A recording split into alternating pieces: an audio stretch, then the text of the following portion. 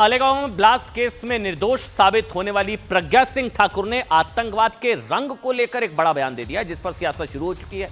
प्रज्ञा सिंह ठाकुर ने एक सवाल के जवाब में कहा कि कौन कहता है आतंकवाद का रंग नहीं होता। उन्होंने कहा कि आतंकवाद का रंग होता है, वो हरा रंग होता है। आतंकवाद का हरा रंग, इस हरे रंग के नीचे ही आतंकवाद फैलाया जाता है। प्रज्ञा सिंह ठाकुर के इस बयान पर बवाल शुरू हो गया है, हंगामा शुरू हो गया है। हिंदू आतंकवाद की थ्योरी देने वाले लोग बहुत चिढ़ गए हैं कि आतंकवाद का रंग हरा कैसे कह दिया प्रज्ञा सिंह ठाकुर ने।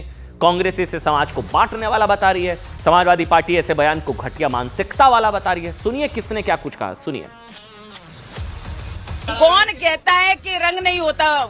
निश्चित रूप से रंग होता है। और ये हरा रंग लेकर के जिस प्रकार से इन्होंने हमारे पहलगाम में जिस प्रकार से पूछ के तुम हिंदू हो हम मारते हैं, तुम हिंदू हो हम मारते हैं, और जिस प्रकार से उन्होंने कपड़े उतरवा करके लोगों की परीक्षण किया और हिंदू है इसलिए मारा, तो इसलिए मुसलमान आतंकवाद होता है, ये निश्चित है। कांग्रेस को खुश करने के लिए ये सब किया गया और कांग्रेस इससे खुश होती है, आतंकवादियों के लिए रोती है और हिंदुओं को निश्चित रूप से प्रताड़ित करती है। घटिया मानसिकता का विचार है। कोई जाति, कोई रंग विशेष आतंकवादी नहीं होता।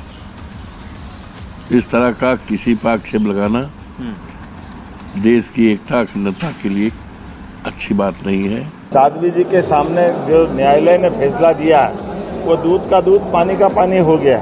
कांग्रेस के सारे षड्यंत्र फेल हुए और कांग्रेस ने एक मनगढ़ंत भगवा आतंकवाद का जो एक वितंडावाद, एक नया नाटक खड़ा किया था, वो सब कुछ ओपन हुआ है।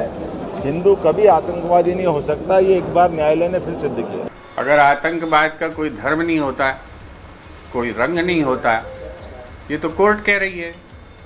साध्वी जी अलग से क्या कह रही हैं? ये तो अदालत कह रही है। अदालत ने अपने फैसले में कहा है।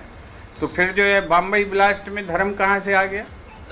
पहलगाम में धर्म होता है, मालेगांव में नहीं होता है।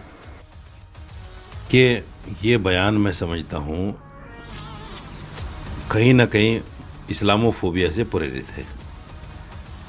जिन लोगों ने ये पहलगाम में किया है उसकी हर मुसलमान ने निंदा की है, हर मुस्लिम ऑर्गेनाइजेशन ने, हर मुस्लिम नेता ने, और बल्कि हम तो सरकार के साथ इस हद तक खड़े हो गए थे कि सरकार हमें कहे कि हम पाकिस्तान में जाके उन लोगों को खुद मारने को तैयार हैं। तो कहानी प्रायोजित तरीके से भगवा को बदनाम करने के लिए, सनातन को बदनाम करने के लिए लिखी गई थी, वो कोर्ट के ही द्वारा उस कहानी का पर्दा खुल गया कि ना कभी भगवा आतंकवाद था, ना कभी भगवा आतंकवाद हो सकता है। भगवा हिंसा नहीं, अहिंसा चुनता है।